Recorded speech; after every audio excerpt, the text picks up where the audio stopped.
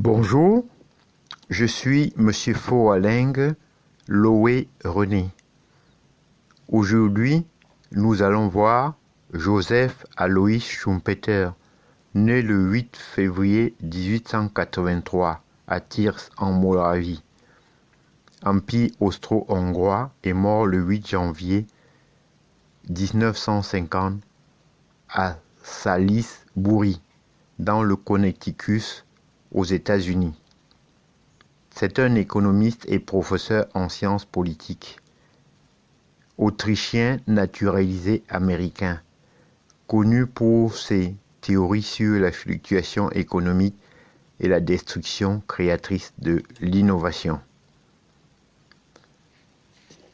Par tautologie encore, on va dire que Joseph Schumpeter, qui est né en 1883, la même année que John Maynard Keynes, et l'année de mort de Karl Marx, comme eux, il aura jusqu'à sa mort en 1950 une réputation d'économiste hérétique qui bouscule la pensée économique établie.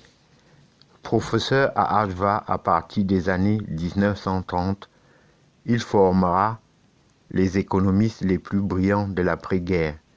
Ce qui l'intéresse par-dessus tout, c'est l'évolution du système capitaliste. Il constitue, de par sa nature, un type ou une méthode de transformation économique. Et non seulement il n'est jamais stationnaire, mais il ne pourra jamais le devenir, écrit-il en 1942. Le moteur du système, c'est l'innovation et le progrès technique à travers le phénomène de la destruction créatrice.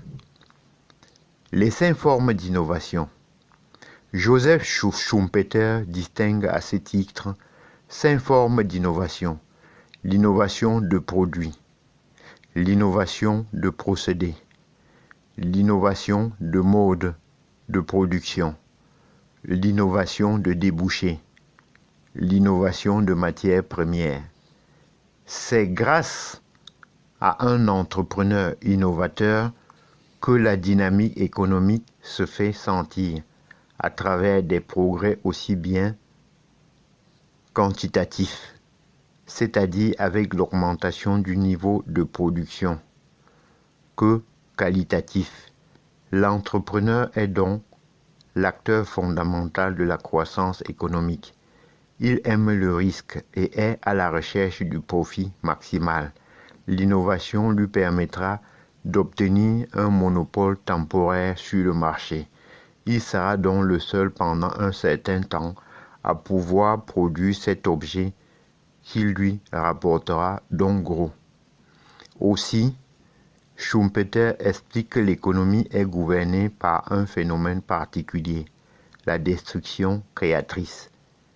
C'est la donnée fondamentale du capitalisme et toute entreprise doit bon gré mal gré s'y adapter. La croissance est un processus permanent de création, de destruction et de restructuration des activités économiques.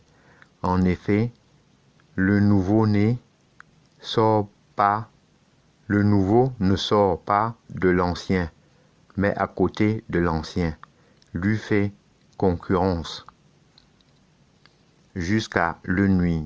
Ce processus de destruction créatrice est à l'origine des fluctuations économiques sous forme de cycle. Ainsi, les formats de fichiers audio numériques XMP3 sont en passe de remplacer les supports physiques de lecture XCD. Il s'agit d'un phénomène de destruction créatrice. Ces phénomènes s'inscrivent dans la montée en puissance de l'économie numérique qui sera à l'origine d'une nouvelle période de croissance. Je vous en remercie.